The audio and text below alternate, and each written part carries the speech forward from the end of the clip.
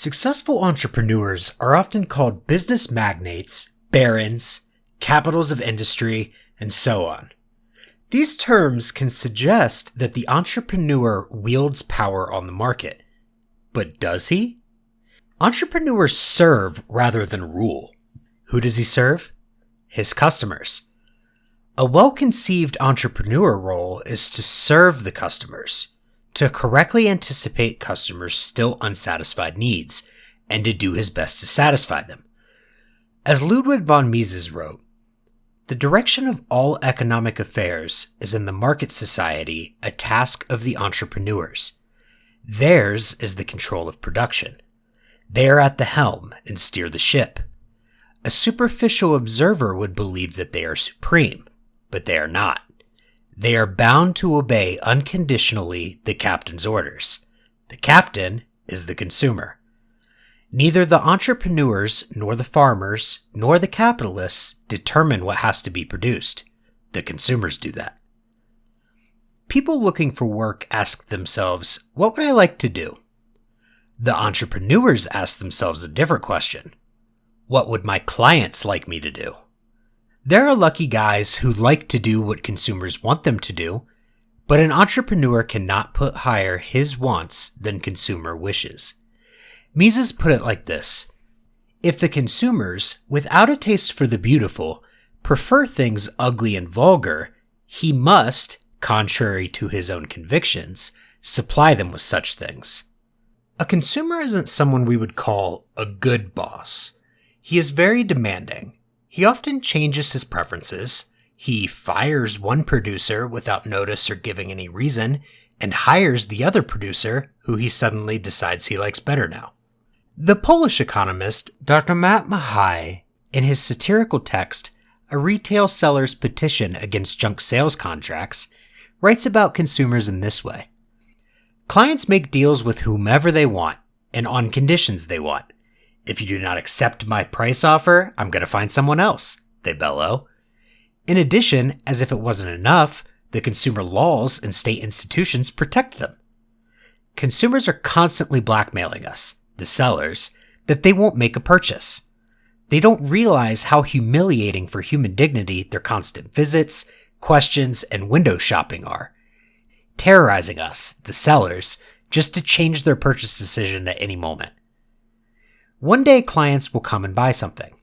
Another day they'll change their mind and choose services of the other desperate producer who depends on their whims. None of us has the strength and courage to stand up against the consumer diktat.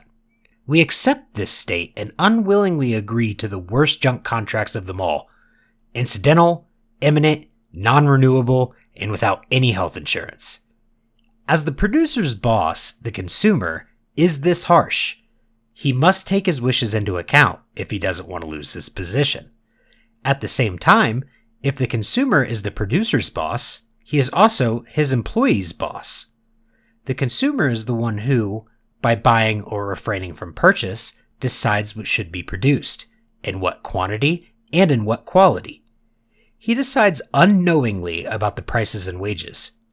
To quote Mises again, in the conduct of their business affairs, entrepreneurs must be unfeeling and stony-hearted, because the consumers, their bosses, are themselves unfeeling and stony-hearted.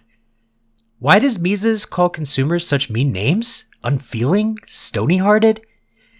Well, if you could choose between two very similar products with similar quality, but one of them is half the price of the other, which one would you choose? Would you buy a more expensive one so the producer could pay his employees better? Or would you rather take the cheaper one?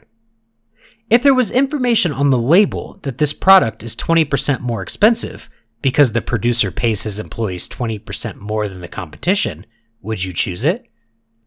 Peter Schiff conducted a similar experiment.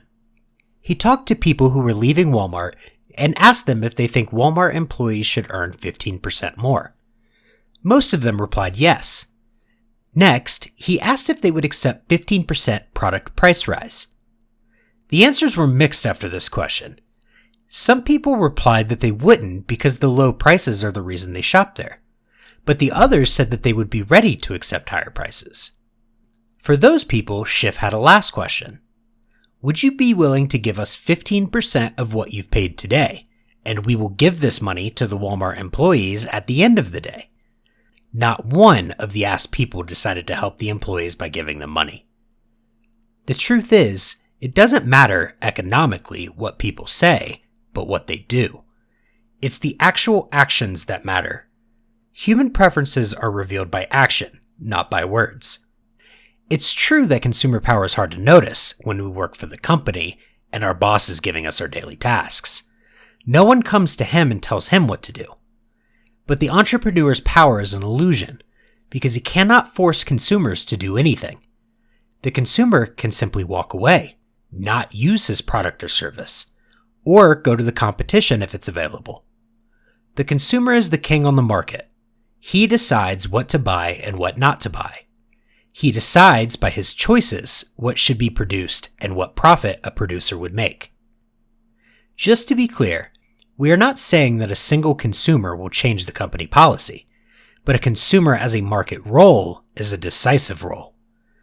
Consumers as a group of market participants decide about all the mentioned things. But even as a single customer, you can't be forced to do anything by an entrepreneur.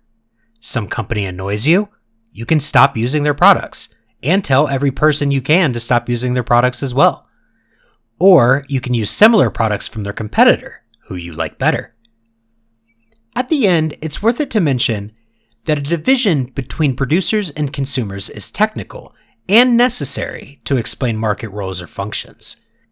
People usually have a few roles in the market by being the consumer, producer, and employee all at the same time, like someone who is self-employed. When he buys something, he is a consumer. When he is on the job, he takes a role of an employee. When he invests in new tools, he is an entrepreneur. We will say more about the role of an entrepreneur and his profit in the next video.